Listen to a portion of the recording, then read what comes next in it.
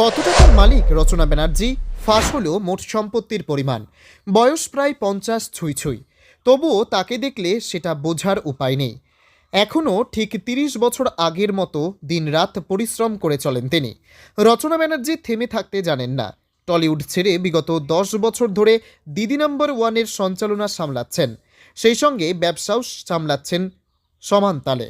এখন আবার রাজনীতির আঙিনায় রচনা ব্যানার্জি। এহেন অভিনেত্রীর মোট সম্পত্তির পরিমাণ কত?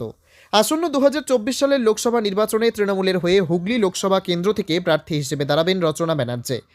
একসময় বলিউড, তেলেগু, তামিল, কন্নড়, উড়িয়া ইন্ডাস্ট্রিতে তিনি দাপটের সঙ্গে কাজ করেছেন।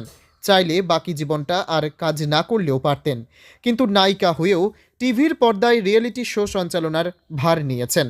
তার জন্য অবশ্য পারিশ্রমিক সিনেমার নায়িকাদের তুলনায় কিছু কম পান না।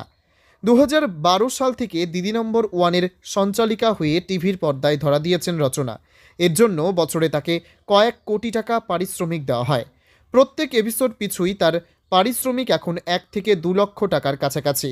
বর্তমানে টিভি সিরিয়ালের সবথেকে দামি সঞ্চালিকা তিনি। তবে সঞ্চালনা ছাড়াও রচনার কিন্তু উপার্জনের আরও অন্যান্য মাধ্যম রয়েছে, যেমন তার শাড়ির ব্যবসা রচনা ক্রিয়েশন এবং বিউটি প্রোডাক্ট রচনা কেয়ার থেকেও আয় কিছু মন্দ হয় না। এছাড়াও বিভিন্ন ইভেন্ট, মাচা শো, বিজ্ঞাপনী, ব্যান্ডের প্রমোশন করেও বেশ মোটা টাকা উপার্জন করেন অভিনেত্রী। রচনা বসবাস করেন কলকাতার আরবানা কমপ্লেক্সের ফ্ল্যাটে।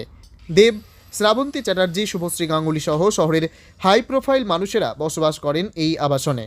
এখানকার 3 BHKর দাম তার থেকেও বেশি। রচনা ব্যানার্জির মোট সম্পত্তির পরিমাণ আকাশ ছোঁয়া। তিনি দুবার বিয়ে করেছেন।